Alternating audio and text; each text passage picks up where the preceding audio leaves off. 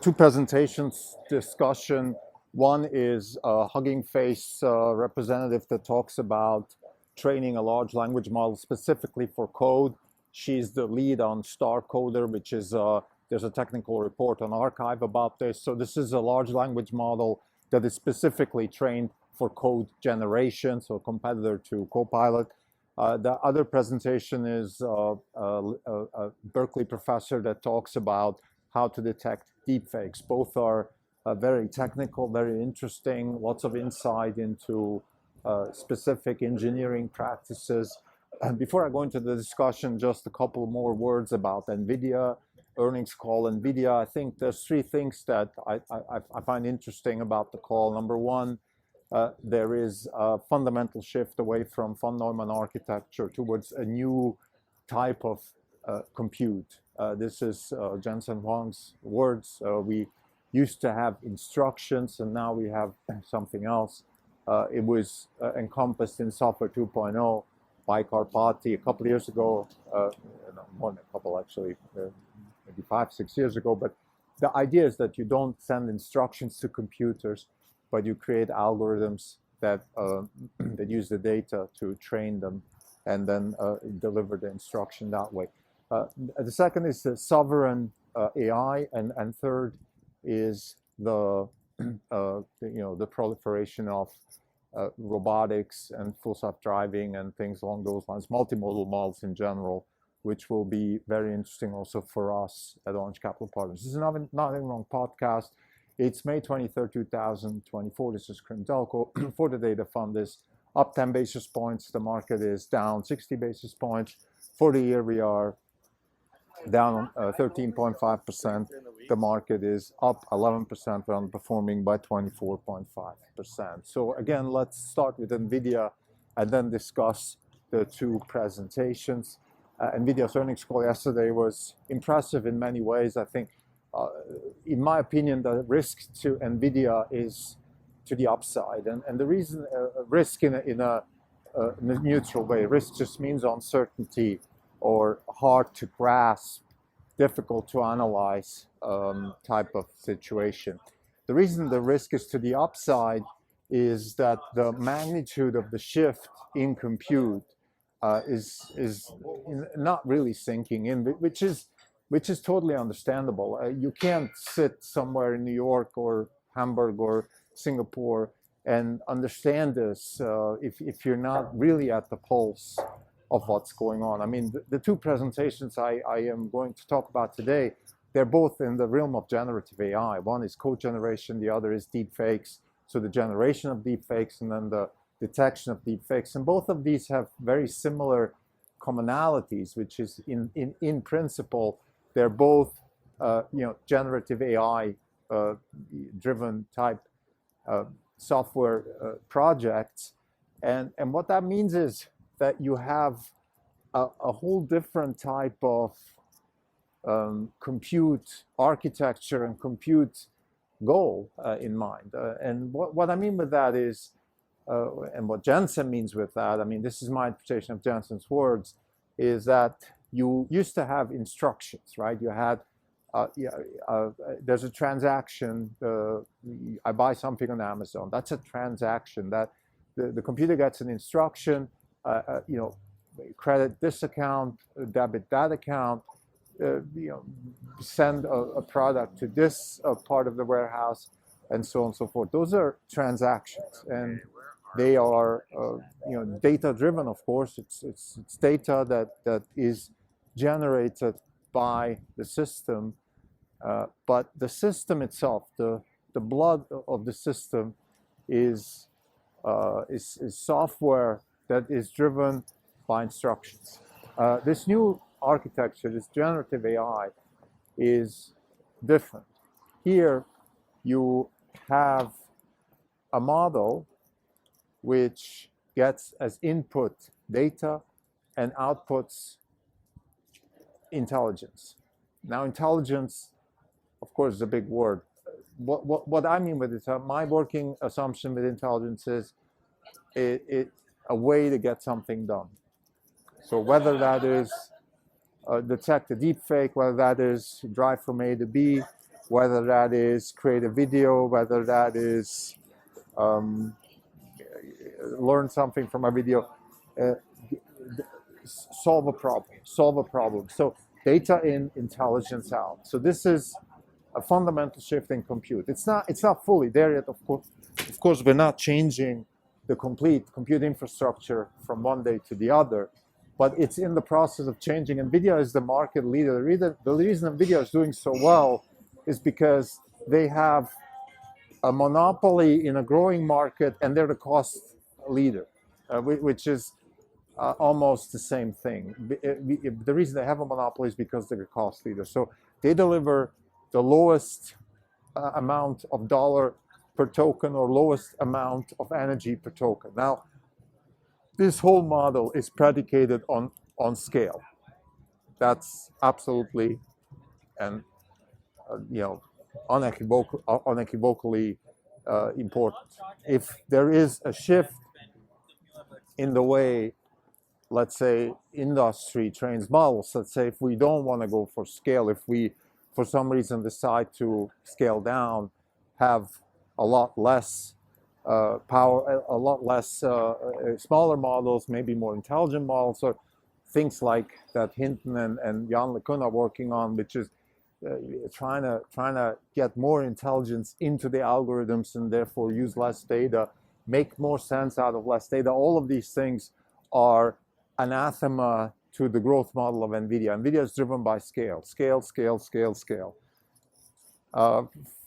It's not. Of course, it's totally conceivable that that might change and that we could have a shift, maybe a breakthrough in understanding intelligence in a very different way. It's totally possible, but right now we're not in that type of world. We're in a world where scale matters and data matters in particular. It's not the only thing, but the more data you have and then the more compute you throw at that data, the better performance your model. I'm going to talk about this in the Hugging Face presentation, where the lady that presented actually spoke about, let's say, the trade-off between data and scale of the model as measured in parameters.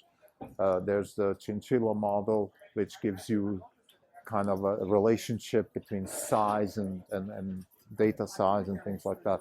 But let's get back to the Nvidia presentation. So again, this whole shift, this compute shift, in my opinion, is really very, it's astonishing that it's happening. I can't find other words. I mean, look, you have over $1 trillion of market cap creation in 4 months.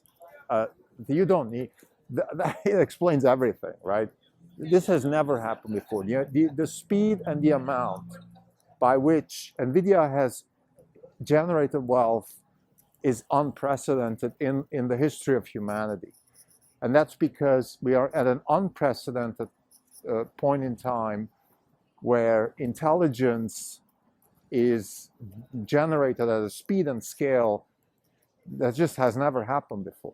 It took millions of years for evolution to create humans, which is, at least to our knowledge, the most sophisticated intelligence on Earth.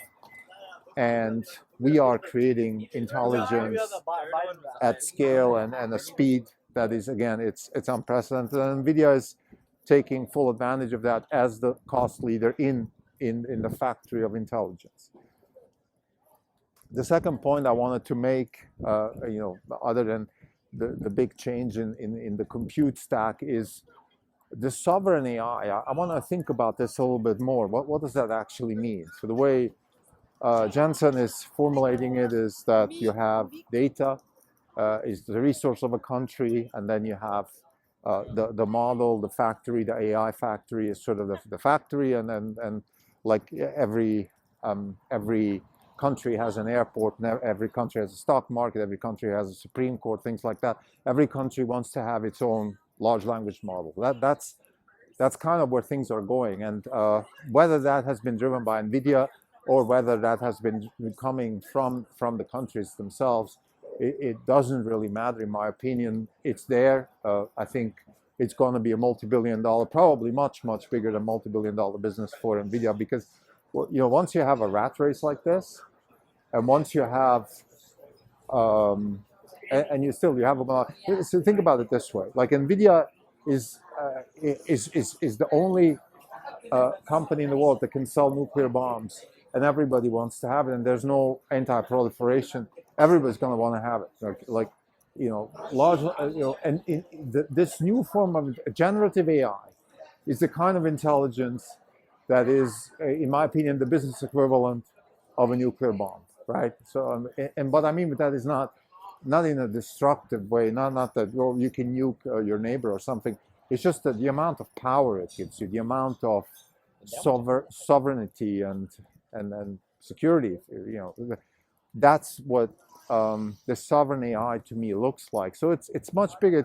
It's a small mention actually from Jensen, small in the sense that he kind of mentioned it on the side, but still, I mean, he had a maybe 10-minute monologue on the earnings call, and he spent 2 minutes talking about it. So 20% of an earnings call that generated about 200 billion in market cap for Nvidia was spent on that. So let's not underestimate it. And I think again, it's really astonishing how fast-paced this is. And almost every time Jensen now talks, at least on the sort of big stages, I mean, whether it's GTC, whether it's earnings calls, he always says really interesting, inspiring things. And to me, this is really inspiring because there's basically what he's alluding to here is kind of a rat race, an arms race for AI, and Nvidia at the center of it. China, of course, is excluded here, and that's a whole different conversation. And the third thing I wanted to talk about with Nvidia is the fact that they are the cost leader in a massively growing market. And what I mean by cost leader is this is really important also, because you can have competition. You will have competition, but per token and dollar per token, joule per token, Nvidia is by far the leader. There's a couple of things like networking, CUDA, and the chips themselves. It's a system solution, and therefore Nvidia is the leader. So now let's talk about the presentations. I want to start with the Hugging Face presentation. This is a presentation that's basically two parts. One part was general learnings from scaling, in particular scaling, and then the other was more specific report on Starcoder. So what does scaling mean? The question is, okay, how big should data sets be? How should the relationship between data and parameters be? What kind of tokenizer should we have? What's the relationship between token and data? Let's say, should we have, if we have X amount of data, should we have Y amount of tokens or Z amount of tokens? So those kinds of questions were discussed. Some of those things are in flux, so there's no black and white answer. I think there's the Chinchilla model, which was new to me, interesting concept that you have the ability to sort of look at the size of a model and the size of the data and the size of the tokens. So these are relationships, and there's Pareto optimality in this conversation. And I think, to me, that in itself is very interesting. I think I don't have much more to say, but there's one thing that the lady said, which I thought was interesting, and she said that there's a sort of a trade-off between the size. So let's say you have a lot of data. Let's say you're Tesla, so you have massive amount of data. So you can have also a massive amount of model. So the more data, the bigger the parameters, the bigger the model measured in parameters. So because you run less of a risk of overfitting. However, what you want is also reduce the size of the model because of inference. Because what you don't want is inference to be too expensive, which is currently the case, right? So this is a trade-off that I think I want to do some more work. I think this was part of the MLSys conference also, how to reduce the inference cost of a model. So you can have a large model, and then you can have sort of distilled versions of the model. You can find ways to only extract fundamentally the problem with inference is like you can have a gigantic model, right? And then every time you do inference, imagine you have to search the whole model for uh, for uh, for a solution.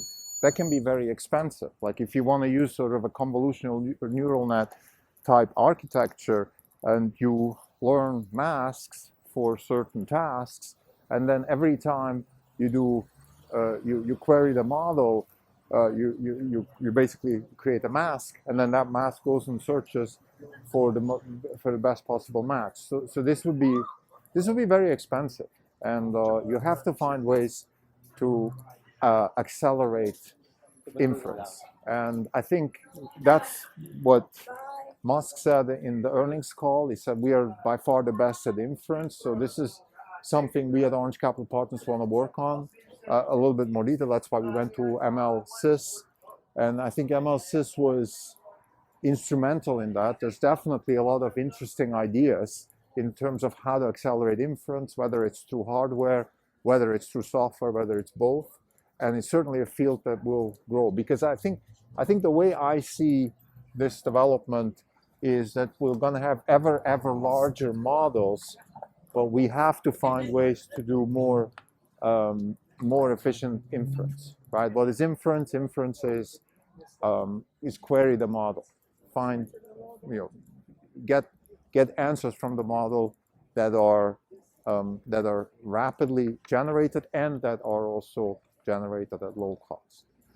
So this, to me, a Starcoder, which was the second part of the presentation, is a large language model particularly trained for code generation. To me, that's in itself already pretty interesting that we have this, something like that. And then, of course, the technical stuff. There's a technical report. It's in the show notes. I think nothing crazy about this, in the sense that maybe I asked two questions. Maybe I can mention that. One question was, is there a particular tokenizer for code generation relative to, let's say, vernacular? And the answer was not really. Code and English, or for that matter, any kind of language, are very similar, particularly code. I mean, if there is any kind of language in a code, let's say Python, it's typically English, like if, when, loop, things like that. These are all English. So there's definitely similarities. So she said there's not really much of a difference. And then the other question was, is there a specific relationship between tokens and data size and model size? And again, she kind of referred to the Chinchilla model here. There are optimizations depending on what the task is, but you have, in general, she hasn't been talking too much about the tokenizer. Let me say that. Now, I feel like that's a shortcoming, because just reminder, Karpati's video on tokens to me was very instrumental, because he kind of showed that actually tokenizing is a big deal, and that is a lot of the solutions to problems in large language model land are related to the tokenizer.